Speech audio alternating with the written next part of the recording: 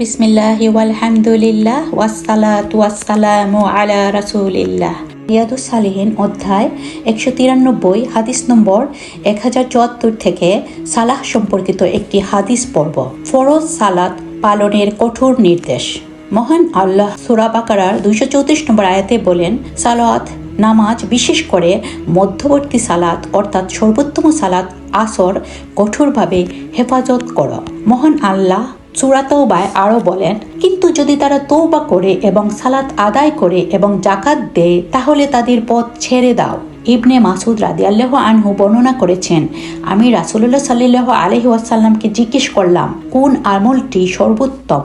তিনি সাল্লাল্লাহু আলাইহি সাল্লাম বললেন, নির্দিষ্ট সময়ে নামাজ আদায় করা। আমি জিজ্ঞেস করলাম, এরপর কি? তিনি সাল্লাল্লাহু আলাইহি ওয়াসাল্লাম বললেন, পিতামাতার প্রতি কর্তব্যশীল হওয়া। আমি জিজ্ঞেস করলাম, এরপর কি? তিনি সাল্লাল্লাহু আলাইহি ওয়াসাল্লাম বললেন, আল্লাহর প্রতি জিহাদ করা। এই হাদিসটি আগেই উল্লেখ করা হয়েছে।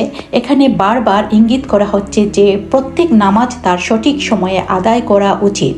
ইচ্ছাকৃতভাবে বিলম্ব করা অনুচিত। ইচ্ছাকৃত বিলম্বের চূড়ান্ত পরিণতি হলো যে ব্যক্তি অলস হয়ে যায় এবং অভ্যাসের কারণে এটিকে উপেক্ষা ও অবহেলা করতে শুরু করে, যা স্পষ্টতই অত্যন্ত বিপজ্জনক। ইমাম আশ-শাফি রহমতুল্লাহি আলাইহি এর মতে, যদি কোনো ব্যক্তি নামাজ পড়ার ক্ষেত্রে এমন অলসতা দেখায় যে সে তার সঠিক সময় হারিয়ে ফেলে, তাহলে তার জন্য তওবা করতে হবে। তা না করলে তাকে হত্যা করতে হবে।